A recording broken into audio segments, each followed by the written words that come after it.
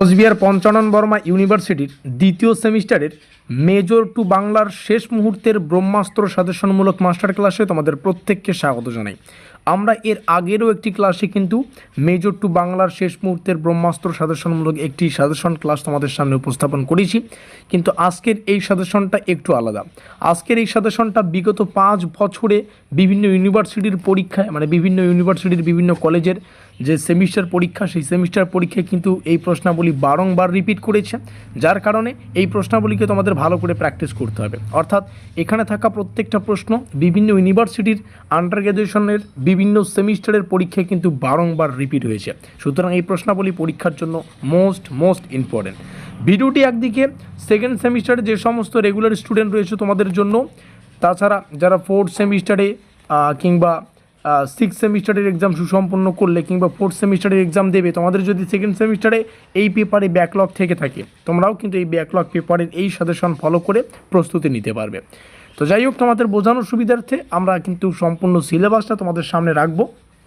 এখানে দেখতেই পাচ্ছ যে সিলেবাসটা কতটা বড়। এখানে বাংলা গদ্যের উন্মেষ ও বিকাশের ক্ষেত্রে Serampore mission, Fort William College, সামরিক পত্র, রাজা রামমোহন রায়, ঈশ্বরচন্দ্র বিদ্যাসাগর রয়েছে। সাহিত্যে বঙ্গভঙ্গ, দেশভাগ, স্বাধীনতা পরবর্তী রাজনৈতিক এখানে সামাজিক প্রসঙ্গগুলো রয়েছে। সাহিত্য সংস্কৃতি আন্দোলন রয়েছে। তেভাগা আন্দোলন, নকশাল আন্দোলন তো পরীক্ষার জন্য মোস্ট ইম্পর্টেন্ট। গণনাট্য হাঙ্গরি থেকে পরীক্ষায় প্রশ্ন আসবেই।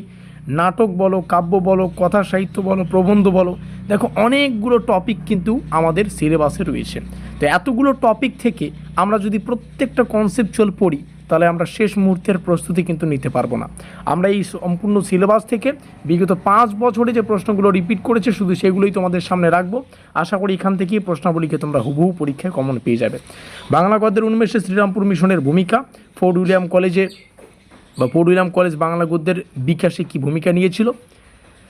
তারপরে রাজা রামমোহন রায়কে আধুনিক বাংলা গদ্যের প্রতিকৃত বলা হয় কেন, বিদ্যাসাগরের গদ্যরীতির বৈশিষ্ট্য, বঙ্গভঙ্গ আন্দোলনের সাহিত্যিক প্রভাব, দেশভাগ বাংলা সাহিত্যে কীভাবে প্রতিফলিত হয়েছে, তেভাগা আন্দোলন ও নকশাল আন্দোলনের সাহিত্যিক প্রভাব দুটোই পড়বে। গণনাট্য আন্দোলনের উদ্দেশ্য ও বাংলা সাহিত্য তার গুরুত্ব পড়ো। হাঙ্গরি আন্দোলনের বৈশিষ্ট্য সংক্ষেপে পড়বে।